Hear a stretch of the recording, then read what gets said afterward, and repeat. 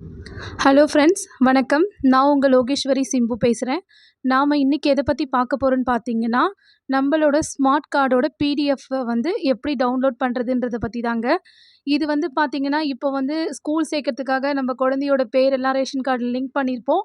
ஆனால் ஒரு சிலர்கிட்ட பார்த்தீங்கன்னா, ரேஷன் கார்டுக்குள்ளே தான் லிங்க் ஆகிருக்கும், ரேஷன் கார்டில் இருக்காது.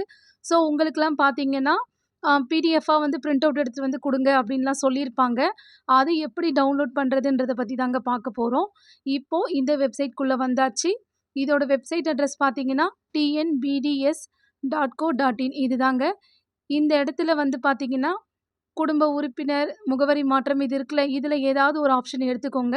இங்க வந்து நீங்க வந்து ரேஷன் கார்டுல லிங்க் பண்ண ஃபோன் நம்பர் பதிவு பண்ணிக்கோங்க. இங்க கீழ நீங்க இந்த கேப்ச்சா குடுத்துக்கோங்க. அதுக்கு வந்து பார்த்தீங்கன்னா, நீங்க ரேஷன் கார்ட்ல மொபைல் நம்பர் லிங்க் பண்ணியிருக்கணும். அந்த ஃபோனும் பார்த்தீங்கன்னா, நம்ம கையில இருக்கணும். ஏன்னா, இது நம்ம போட்ட உடனே பார்த்தீங்கன்னா, ஒரு ஓடிபி வரும். அத நீங்க கரெக்ட்டா குடுக்குற மாதிரி இருக்கும்.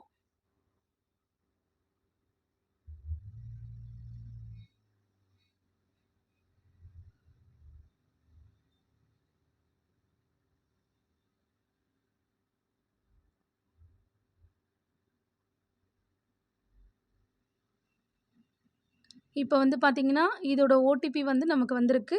இப்போ இத நம்ம கரெக்ட்டா இங்க போட்டுக்கலாம். இப்போ பதிவு செய் அப்படின்னு குடுத்துட்டீங்கன்னா, உங்களோட பிடிஎஃப் வந்து ஓப்பன் ஆகும். இதில நீங்க எல்லா டீட்டெயில்ஸுமே இருக்கும். இங்க வந்து கார்னர்ல பார்த்தீங்கன்னா, என் விவரம் அப்படின்னு இருக்குல்ல, இத போய் ஓப்பன் பண்ணிக்கோங்க. பண்ணிக்கிட்டு அப்படியே மேல போனீங்கன்னா, மின்னணு அட்டை கோப்பு பதிவிறக்கம் இருக்கா? இத நீங்க ஓப்பன் பண்ணீங்கன்னா, உங்களோட ரேஷன் கார்டு பிடிஎஃப்பா டவுன்லோட் ஆயிடும் ஃப்ரெண்ட்ஸ். அவ்வளோதான். நீங்க இத பிரிண்ட் அவுட் எடுத்து ஸ்கூல்லயோ, இல்ல வேற எங்க நீங்க குடுக்கணுமோ அங்க குடுத்துக்கலாம். Okay friends. என்னோட சேனலுக்கு சப்ஸ்கிரைப் பண்ணுங்க. அப்பதான் நான் போடுற வீடியோ உங்களுக்கு வரும். Thank you.